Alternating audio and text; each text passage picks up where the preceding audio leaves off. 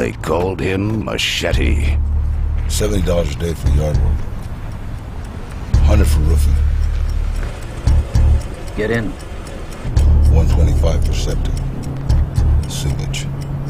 Have you ever killed anyone before?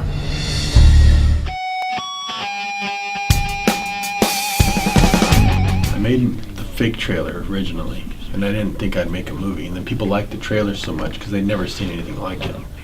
A Hispanic action hero, a mexploitation movie.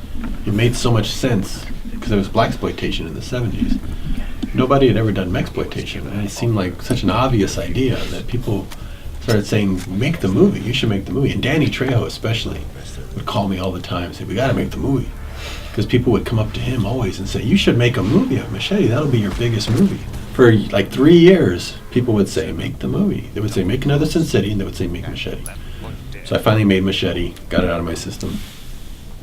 And at the end, I was watching Machete drive off on the motorcycle with a girl, and it felt like it needed an extra, kick. So I thought, let me put, and when I was mixing the movie, I thought at the last minute, Machete will return in Machete Kills, and Machete Kills Again.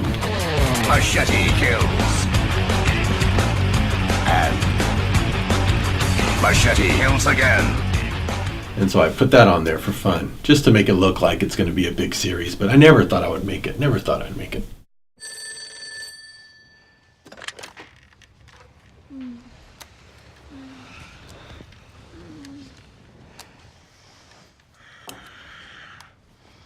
This is the president.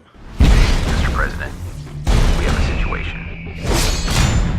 He was trained to kill. CIA, FBI, DEA all roll up into one. Then left for dead. I know what they did to your family. And now he's back Machete. for his most dangerous mission yet. We need you, Machete. There's a revolutionary south of the border.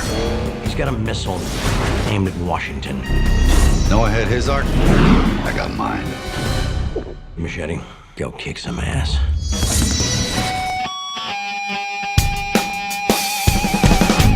It's so hard to remember a time I wasn't working with Danny. He was one of the first actors I worked with because I only made one other movie before that called Road Racers with real actors. Salma was in that. And then our next movie was Desperado, and Danny was in that. So as soon as I made Desperado, I told him, you're going to be Machete someday. I got a character I just made up called Machete. And you'd be perfect because people just liked Danny. They would just come around him. I knew he had a magnetism that was very unlikely. You would look at him and think, okay, he's just a bad guy. But people in the town when we were shooting Desperado just surrounded him because they thought, there's a film camera, and this guy, he must be the star. They thought he was the star of the movie, not Antonio. They thought he was. So I thought, wow, there's something to that. Sure ain't the governor. It's the president. Of course, Mr. President.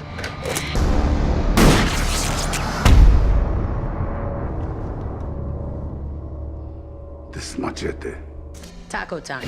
Danny Trejo, Michelle Rodriguez, Sofia Vergara, Amber Heard, Lady Gaga.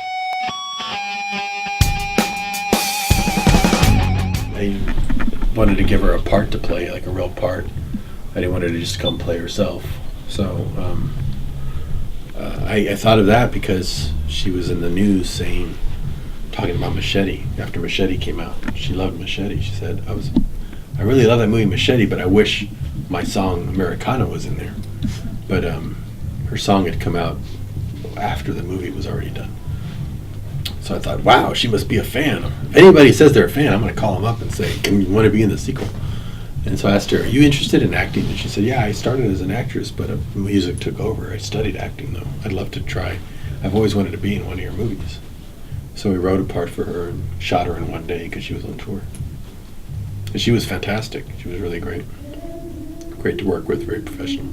I wanted her to play at something so she could feel like she was getting an actor experience and not just, I think somebody else would have just cast her as herself, just to play it safe. But I wanted to really believe in her. So I knew she was a real artist. So she would probably, and sure enough, she was fantastic. She was really great. You can't beat my army of super soldiers.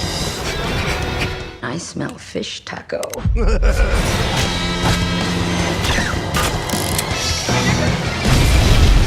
Damn, you're good. At Comic-Con one year, they asked if there'd be another Machete. So I said, yeah, this Machete's going to kill. He's going to kill again in space. And everyone laughed, thought it was funny. People would come up to me and say, I want to see Machete Kills, but I really want to see Machete Kills Again in space. I kept thinking, Machete in space, but that's not going to work. It's too out there. You can never really go into space. It's too ridiculous. And then I was at a Hollywood party, you know, for agents and actors, and Elon Musk walks in. Elon Musk is at the end of the film. He's the one who created SpaceX. He comes in, and I'm like, wow, that's interesting. I've just been thinking about Machete in space. Let me ask him. I'm thinking of doing a sequel to Machete where he goes into space. He goes, oh, we could put him into space. We're going to go to Mars. We're going to colonize Mars. We are going to colonize Mars. That's my mission. I was like, wow. He was talking like the Mel Gibson character. And I thought, could I come to see your place, to see your factory? And it looks very much like the one in the movie. I went, I saw it, and there was a rocket that he had, and it says Falcon. One of his engines is called Falcon. I said, why is it called Falcon? And he said, oh, I'm a Star Wars fan. It's named after the Millennium Falcon. I said, really? God, I'm going to do that with Mel's character. I'll make him a Star Wars fan, and everything will be like Star Wars inspired. So I thought maybe Machete could go into space. So that's where I got the idea that it could work. I'd come up with it first, but it seemed ridiculous until I met the real guy. And then that's why the movie ended up turning out that way, because the universe started talking back to me and telling me, put him in space. I was encouraged to put him in space.